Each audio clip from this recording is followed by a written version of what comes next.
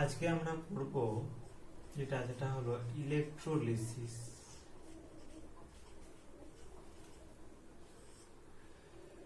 এইটা কি, আমি এটা সম্বন্ধে আগে একবার ডিসকাস করেছিলাম, অর্থাৎ এই চ্যাপ্টারের শুরুতে, যেখানে বলেছিলাম যে একটা ইলেকট্রোকেমিক্যাল সেলকে আমরা দুভাগে ভাগ করেছিলাম। একটা ছিল আমার গ্যালভানিক সেল, আর একটা ছিল আমার ইলেকট্রোলাইটিক সেল।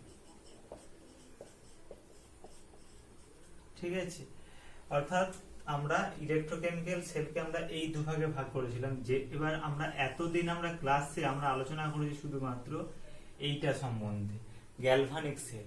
অর্থাৎ এর সঙ্গে বেসিক পার্থক্যটা বলেছিলাম।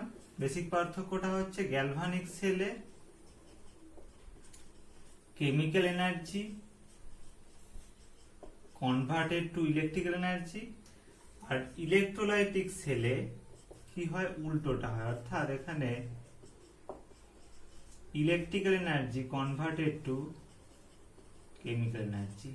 ওকে, আমরা এতদিন পড়ে আসছি গ্যালভানিক সেল, অর্থাৎ একটা সেলের মধ্যে রাসায়নিক বিক্রিয়া হওয়ার ফলে সেখান থেকে কি হয় না, আমার কারেন্ট উৎপন্ন হয়। কিন্তু এইখানে কি হয়, এখানে ঠিক তার উল্টোটা হয়। অর্থাৎ একটা ইলেকট্রোলাইটিক সেলে আমরা বাইরে থেকে যদি তার মধ্যে কারেন্ট দিই, তাহলে কি হয়, সেই কোষের মধ্যে একটা রাসায়নিক পরিবর্তন বা একটা রাসায়নিক বিক্রিয়া হয়। তাহলে আমরা এতদিন এইটা পড়ে নিয়েছি গ্যালভানিক সেল, এখন আমরা পড়বো এইটা ইলেকট্রোলাইটিক সেল। ওকে,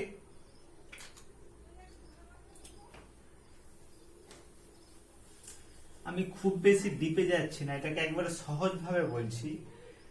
আমি দুদিকে আবার লিখছি, একদিকে লিখছি গ্যালভানিক সেল, আর একদিকে লিখছি আমি ইলেকট্রোলাইটিক সেল। এই দুটোর মধ্যে বেসিক ডিফারেন্সটা আবারও আমি করছি, এখানে মনে করিয়ে দিচ্ছি যে গ্যালভানিক সেলে কি হয়,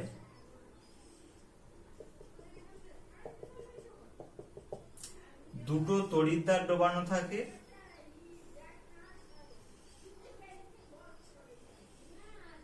এইরকম, এবং সেই দুটো তড়িৎদ্বারকে একটা কারেন্টের তার বা একটা ওয়্যারের সাহায্যে ভাবে যুক্ত করা থাকে। এবং এইখানে এইটাকে আমি বলছি একটা ইলেকট্রোলাইট, এন্ড দিস, এগুলো সব হচ্ছে ইলেকট্রোড, যার মধ্যে এইটাকে বলি আমরা অ্যানোড এবং এইটাকে বলি আমরা ক্যাথোড, এবং এইখানে অ্যানোডটাকে বলা হয় নেগেটিভ ইলেকট্রোড আর ক্যাথোডটাকে বলা হয় পজিটিভ ইলেকট্রোড। এইখানে হয় অক্সিডেশন আর এইখানে হয় রিডাকশন। বুঝা গেল? এই ছিল আমার গ্যালভানিক সেল, যার মধ্যে অ্যানোডে হয় জারণ, ক্যাথোডে হয় বিজারণ। অ্যানোডকে বলছি আমরা ঋণাত্মক তড়িৎদ্বার, ক্যাথোডকে বলছি আমরা ধনাত্মক তড়িৎদ্বার। এখানে একটা জিনিস মাথায় রাখতে হবে, এখানে আমার রাসায়নিক বিক্রিয়া হচ্ছে এবং তার ফলে এখানে একটা কারেন্ট জেনারেট করছে। আমি যদি এখানে কোনো যদি তারের সঙ্গে যদি আমি কোনো একটা সাপোজ ল্যাম্পকে যোগ করে দিতাম, তাহলে কি হতো বলতো না, তাহলে এই ল্যাম্পটা মানে খুব সুন্দরভাবে এটা এখানে জ্বলতো এটা। ঠিক আছে, এবার আছে আমি এইখানে ইলেকট্রোলাইটিক সেল।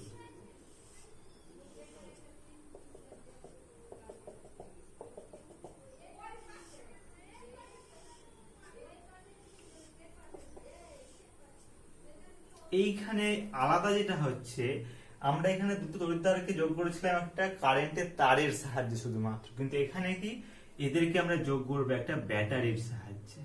ব্যাটারিকে লেখা হয় এইভাবে, এই যে পাশটা দেখো ছোট দাঁড়িয়ে, এটাকে বলা হয় নেগেটিভ প্রান্ত, আর যে পাশটা বড় দাঁড়িয়ে তাকে বলা হয় পজিটিভ প্রান্ত। তাহলে আমি এটাকে যোগ করছি এইভাবে, এইটা, তাহলে এইটা আমার হচ্ছে নেগেটিভ এন্ড, এইটা আমার পজিটিভ এন্ড হলো। এবার এর ক্ষেত্রে অবশ্যই এইটা হচ্ছে আমার ইলেকট্রোলাইট এন্ড দিস, এবং হচ্ছে এইগুলো হচ্ছে আমার এক একটা ইলেকট্রোড। ওকে, এবার এই ব্যাটারির ঋণাত্মক প্রান্তের সঙ্গে যে তড়িৎদ্বারটা যুক্ত থাকে তাকে বলি আমরা এখানে ক্যাথোড, আর যে তড়িৎদ্বারটা ব্যাটারির ধনাত্মক প্রান্তের সঙ্গে যুক্ত থাকে তাকে বলি আমরা অ্যানোড। এখানে কি হয়, অ্যানোডে হয় অক্সিডেশন, ক্যাথোডে হয় রিডাকশন। অর্থাৎ আমি বারবার বলেছিলাম আগেও যে অ্যানোডে সব সময় হবে অক্সিডেশন, সেটা আমার হতে পারে গ্যালভানিক সেল, হতে পারে আমার ইলেকট্রোলাইটিক সেল। অ্যানোডে সব সময় হবে অক্সিডেশন, ক্যাথোডে সব সময় হবে আমার রিডাকশন। শুধু বেসিক ডিফারেন্সটা কোথায় দেখো, গ্যালভানিক সেলে অ্যানোডটা ছিল নেগেটিভ ইলেকট্রোড, আর এখানে হয়ে যাবে এটা পজিটিভ ইলেকট্রোড। কেন না, এটা পজিটিভ ইলেকট্রোড এই সেন্সে যেহেতু এই অ্যানোডটা ব্যাটারির ধনাত্মক প্রান্তের সঙ্গে যুক্ত আছে, সেই জন্য একে বলছি আমরা ধনাত্মক তড়িৎদ্বার। তাহলে এইটা কি হবে, ক্যাথোডটা, ক্যাথোডটা হবে আমার নেগেটিভ ইলেকট্রোড। তাহলে বেসিক ডিফারেন্সটা আমি আবার একবার নোট করে দিচ্ছি। এক্ষেত্রে আমার অ্যানোডটা ছিল হচ্ছে নেগেটিভ ইলেকট্রোড, আর ক্যাথোডটা হচ্ছে পজিটিভ ইলেকট্রোড। এখানে অক্সিডেশন হবে, এখানে রিডাকশন, নো ডাউট।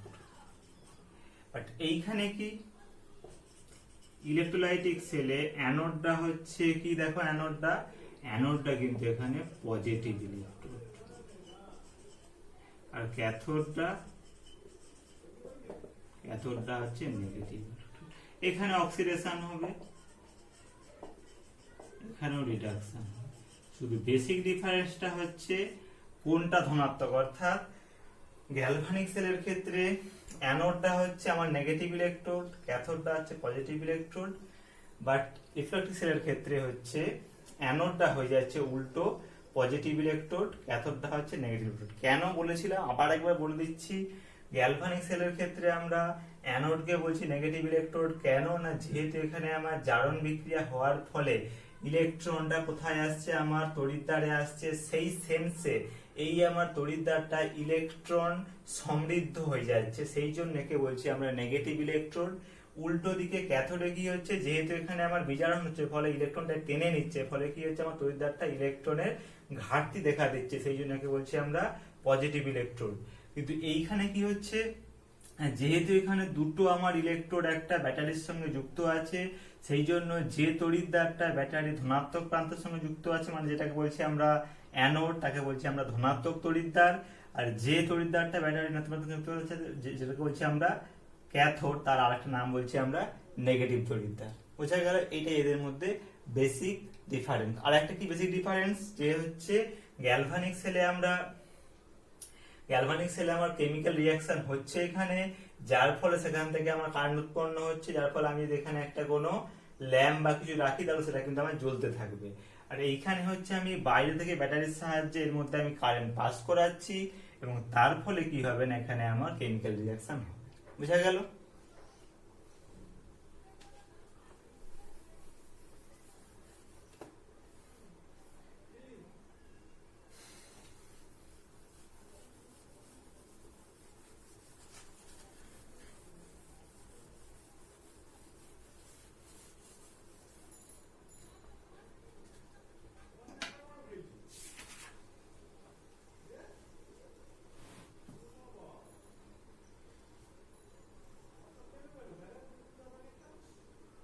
আচ্ছা, এরপরে আমরা আসবো এখানে কি না, ডিফারেন্ট টাইপস অফ ইলেকট্রোলিসিস, বা সব থেকে বেস্ট হবে বিভিন্ন ধরনের ইলেকট্রোলিসিস। এক্সাম্পল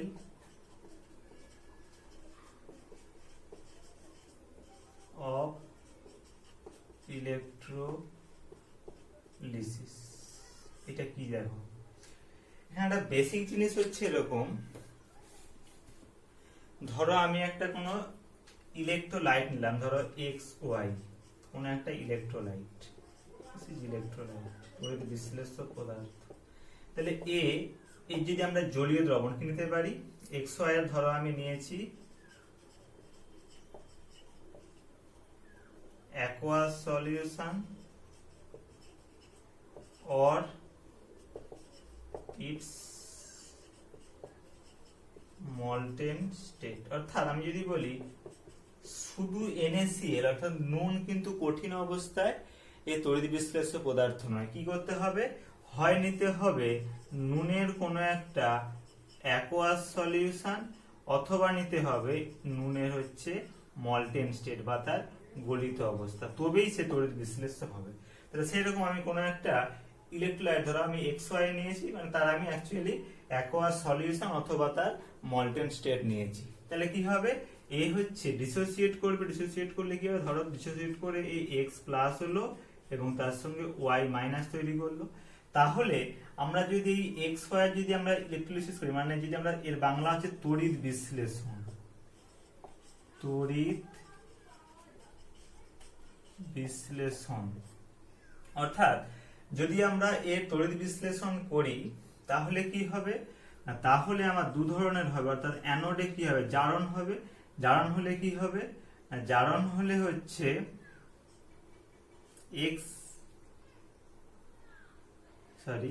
জারণ হলে এখানে হচ্ছে Y মাইনাসটা হচ্ছে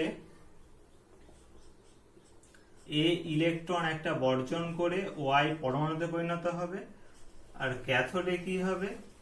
ক্যাথোডে হচ্ছে আমার এই X প্লাসটা একটা ইলেকট্রন গ্রহণ করে আমার X এ পরিণত হবে। এই ধরনের এখানে বিক্রিয়া হবে। বোঝা গেল? এবার আমি কিছু রিয়েল এক্সাম্পলে আসছি।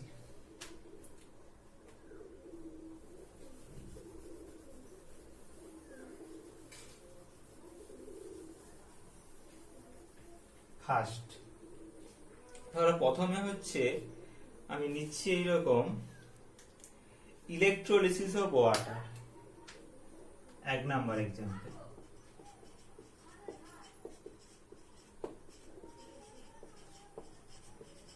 বা বলা হচ্ছে জলের তড়িৎ বিশ্লেষণ।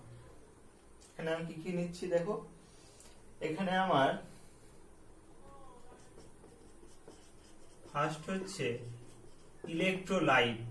ইলেকট্রোলাইটে কি হবে না, দেখো তোমরা জানো যে বিশুদ্ধ জল কিন্তু তড়িৎ পরিবহন খুব একটা করতে পারে না, সেই জন্য আমার কি নেবো না, জলের একটা আম্লিক দ্রবণ নেবো। অর্থাৎ আমরা নিচ্ছি অ্যাসিডিক সলিউশন অফ ওয়াটার। বোঝা গেল? আচ্ছা, বা মানে আমরা এখানে ডিস্টিল ওয়াটারের মধ্যে ধরো কয়েক ড্রপ কনসেন্ট্রেট সালফিউরিক অ্যাসিড দিয়ে দিয়েছি, হলো। আর কি ইলেকট্রোড, তড়িৎদ্বার। কি আছে এখানে? ক্যাথোড আর অ্যানোড দুটো তড়িৎদ্বার। এখানে ব্যাকেট লিখে দিই বোঝার সুবিধা। এটা হচ্ছে নেগেটিভ ইলেকট্রোড, এটা পজিটিভ ইলেকট্রোড। এটা সবসময় তোমরা গুলিয়ে ফেলবে বারবার, এর জন্য আমি বারবার বলছি। তাহলে ক্যাথোড আর অ্যানোডের মধ্যে কি নিয়েছি না, আমরা এখানে দুটোই নিয়েছি প্লাটিনাম, প্লাটিনামের তার, হলো। এবার তাহলে আমার এখানে ক্যাথোডে কি বিক্রিয়া হবে আর অ্যানোডে কি বিক্রিয়া হবে। এবার দেখো, যেহেতু আমরা এখানে নিয়েছি অ্যাসিডিক সলিউশন, মানে ধরো আমরা এখানে নিয়েছি অ্যাসিডিক সলিউশন মানে হচ্ছে ডিস্টিলড ওয়াটার উইথ সাম বা few drops of concentrate sulfuric acid।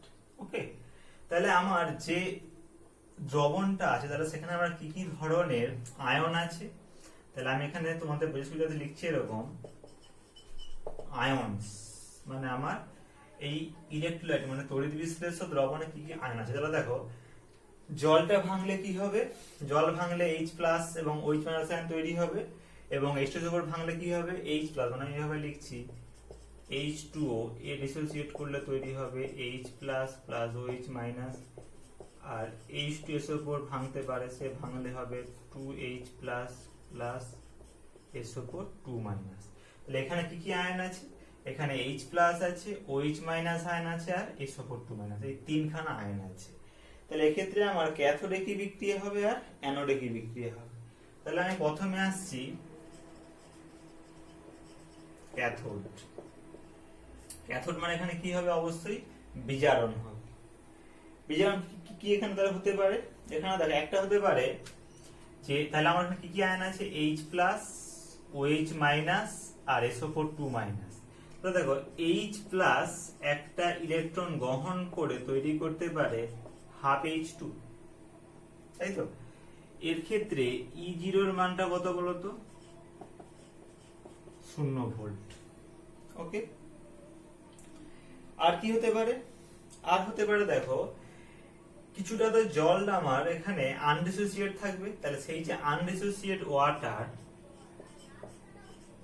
সেও কিন্তু ইলেকট্রন গ্রহণ করে তৈরি করতে পারে H plus plus 2H plus plus half O2 plus একটা আমার ইলেকট্রন।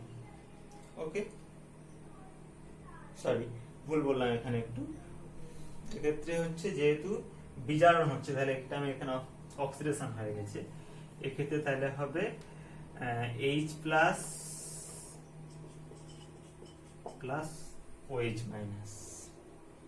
ওকে, সরি H প্লাস বলছি, H প্লাস হলে তো এখানে আমার জারণ হয়ে যাচ্ছে, এখানে অ্যাকচুয়ালি H2 হবে, half H2 plus OH minus. এটা হলো এর ক্ষেত্রে বিজারণ, অর্থাৎ জল বিজারিত হলে সেখান থেকে তৈরি হয় হাইড্রোজেন প্লাস OH মাইনাস। এর ক্ষেত্রে E0 এগুলো সব রিডাকশন পোটেনশিয়াল, হ্যাঁ, বিজারণ বিভব, এর মানটা হচ্ছে -0.83 ভোল্ট, -0.83 ভোল্ট। তাহলে এইটা গেল আমার ক্যাথোডের।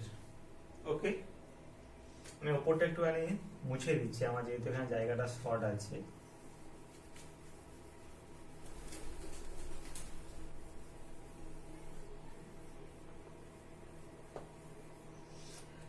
এবার হচ্ছে অ্যানোডে কি হবে, তাহলে অ্যানোডে আমার জারণ হতে পারে। জারণ হলে কি হতে পারে না, দেখো জারণ হলে আচ্ছা এবার এইখানে এবার বলি তাহলে অ্যাকচুয়ালি এই যে দুটো বিক্রিয়া হচ্ছে এই দুটো বিক্রিয়া আমার তাহলে কোনটা হবে। এখানে দেখো খুব সহজভাবে বলি, ক্যাথোডে কি হয়, ক্যাথোডে হয় রিডাকশন, বিজারণ। তাহলে তোমরা কি পড়েছো যে যার ক্ষেত্রে বিজারণ বিভবের মান যত বেশি সে তত বেশি বিজারিত হবে। তাহলে যেহেতু এখানে আমার বিজারণ হবে, তাহলে দেখো এই দুটোর মধ্যে কার E0 এর মান বেশি, অবশ্যই এটা। তার মানে এখানে অ্যাকচুয়ালি হবে এই বিক্রিয়াটা, এই বিক্রিয়াটা এখানে হবে না। কি বললাম, বোঝা গেল, যেহেতু এই দুটোর মধ্যে এর ক্ষেত্রে E0 রিডাকশন পটেনশিয়ালের মানটা এর থেকে বেশি, সেই জন্য এই বিক্রিয়াটা হবে, এই বিক্রিয়াটা হবে না। এবার দেখো অ্যানোডে কি হতে পারে, অ্যানোডে একটা হতে পারে যে জল H2O সে অক্সিডাইজ হতে পারে, অক্সিডাইজ হলে জল তৈরি করে 2H plus plus half O2 plus 2 electron. এর ক্ষেত্রে E0 এর মানটা হচ্ছে প্লাস 1.23 ভোল্ট, প্লাস 1.23 ভোল্ট। ঠিক আছে, আর কি হতে পারে এর সঙ্গে দেখো, যেহেতু আমার এখানে আমরা নিয়েছিলাম সালফিউরিক অ্যাসিড, সেই SO4 2 মাইনাস আয়ন ছিল, তাহলে সে কিন্তু জারিত হতে পারে। জারিত হলে কি তৈরি করবে, সে হতে পারে H2O2 মাইনাস প্লাস 2E। এর ক্ষেত্রে E0 এর মানটা হচ্ছে কত, প্লাস 2 ভোল্ট। দেখো এবার তাহলে এই দুটোর মধ্যে অ্যাকচুয়ালি তাহলে কোন বিক্রিয়াটা হবে, দেখো আমরা কি হচ্ছে না, অ্যানোডে কি হয়, অ্যানোডে হয় আমার অক্সিডেশন, জারণ হয়। তাহলে তোমরা কি জানো যে যার ক্ষেত্রে E0 এর মান কম তার ক্ষেত্রে কি হবে, জারণ হবে। তাহলে দেখো এই দুটোর মধ্যে কার E0 এর মান কম, এর, তার মানে অ্যাকচুয়ালি এখানে এই বিক্রিয়াটা হবে, এই বিক্রিয়াটা হবে না। তাহলে এখানে অ্যাকচুয়ালি তাহলে কি কি বিক্রিয়া হচ্ছে, আমি তাহলে এখানে তাহলে বাকিগুলো এখানে মুছে দিচ্ছি। অ্যানোডে বিক্রিয়া হচ্ছে এইটা, এইটা H2O টা জারিত হয়ে তৈরি করছে 2H plus plus half O2 plus 2 electron. আর ক্যাথোডে কি হচ্ছে, ক্যাথোডে হচ্ছে H প্লাসটা বিজারিত হয়ে তৈরি করছে আমার হাফ H2। কি বললাম, বোঝা গেল। এবার তাহলে দেখো আমি যদি এই দুটোকে যদি একসঙ্গে, তাহলে এগুলো আমি সব এবার এখানে মুছে দিচ্ছি। তাহলে দেখো আমার এইটা হয়ে গেল অ্যানোড বিক্রিয়া, এইটা হয়ে গেল ক্যাথোড বিক্রিয়া, এবার যেহেতু আমার এখানে দুটো ইলেকট্রন, ফলে একে আমি 2 দিয়ে গুণ করে দিচ্ছি, 2H প্লাস 2E, সেখান থেকে হচ্ছে আমার H2। তাহলে এখানে নেট রিঅ্যাকশনটা কত হবে, নেট সেল রিঅ্যাকশন, তাহলে সেইটা হচ্ছে আমরা এই দুটোকে একসঙ্গে যোগ করে দেব। তাহলে একসঙ্গে যোগ করলে কি হবে, এই 2H প্লাস H2O লিকুইড, সেখান থেকে হবে তাহলে 2H plus half O2 plus H2, হ্যাঁ কি না? তাহলে দেখো কি হবে, দেখো এইটা আলটিমেট বিক্রিয়াটা কি দাঁড়াবে, বিক্রিয়াটা দাঁড়াবে H2O লিকুইড, সেখান থেকে হচ্ছে H2 প্লাস হাফ O2। এই তাহলে দেখো কোনো একটা জলের তড়িৎ বিশ্লেষণ করলে সেখানে কি বিক্রিয়া হচ্ছে, সেখানে বিক্রিয়া হচ্ছে জল থেকে হচ্ছে হাইড্রোজেন আর অক্সিজেন উৎপন্ন হচ্ছে। এবার এখানে পরীক্ষায় আসে তোমাদের যে তাহলে দেখো কোথায় কি মানে কোথায় আমার হাইড্রোজেন উৎপন্ন হচ্ছে আর কোথায় অক্সিজেন উৎপন্ন হচ্ছে। দেখো অ্যানোডে কি হচ্ছে, অ্যানোডে দেখো উৎপন্ন হচ্ছে অক্সিজেন, ক্যাথোডে কি উৎপন্ন হচ্ছে, দেখো ক্যাথোডে হচ্ছে হাইড্রোজেন। তাহলে এখান থেকে যে কোশ্চেন গুলো মেইনলি আসে যে তাহলে জলের তড়িৎ বিশ্লেষণে বিক্রিয়াটা হলো এইটা, এবং এখানে অ্যানোডে উৎপন্ন হয় অক্সিজেন গ্যাস আর ক্যাথোডে উৎপন্ন হয় হাইড্রোজেন গ্যাস। বোঝা গেল কিভাবে হলো জিনিসটা? তাহলে আমি আরেকবার একটুখানি এখানে জিস্ট করে বলে দেই, যদি আমরা জলের তড়িৎ বিশ্লেষণ করি, অবশ্যই তোমরা জানো যে বিশুদ্ধ জল তড়িৎ পরিবহনে খুব একটা ভালো তড়িৎ পরিবহন করতে পারে না, সেই জন্য আমরা জলের কোনো একটা আম্লিক দ্রবণ নেই। আমি এখানে কি করছি, একটা ডিস্টিল ওয়াটার নিচ্ছি এবং তার মধ্যে আমি কয়েক ড্রপ কনসেন্ট্রেট সালফিউরিক অ্যাসিড যোগ করে দিচ্ছি। তার ফলে কি হবে না, এবার সেই আমার আম্লিক দ্রবণটা ডিসোসিয়েট করলে সেখান থেকে আমার 3 ধরনের আয়ন উৎপন্ন হতে পারে, একটা H প্লাস, OH মাইনাস এবং SO4 মাইনাস, এবং তার সঙ্গে কিছুটা আমার আনডিসোসিয়েটেড জল থাকবে। এবং আমরা সেখান থেকে দেখলাম যে আমার কি কি পসিবল বিক্রিয়া হতে পারে এবং তার মধ্যে থেকে কোনটা অ্যাকচুয়ালি আমার হবে, এবং সেইখান থেকে আমরা অ্যানোড এবং ক্যাথোড বিক্রিয়াকে একসঙ্গে যোগ করে দেখলাম আমার আলটিমেট বিক্রিয়া দাঁড়াচ্ছে H2O লিকুইড, মানে H2O তরল থেকে হচ্ছে আমার হাইড্রোজেন আর অক্সিজেন। তার মানে এখানে কি হচ্ছে, দেখো অ্যানোডে উৎপন্ন হচ্ছে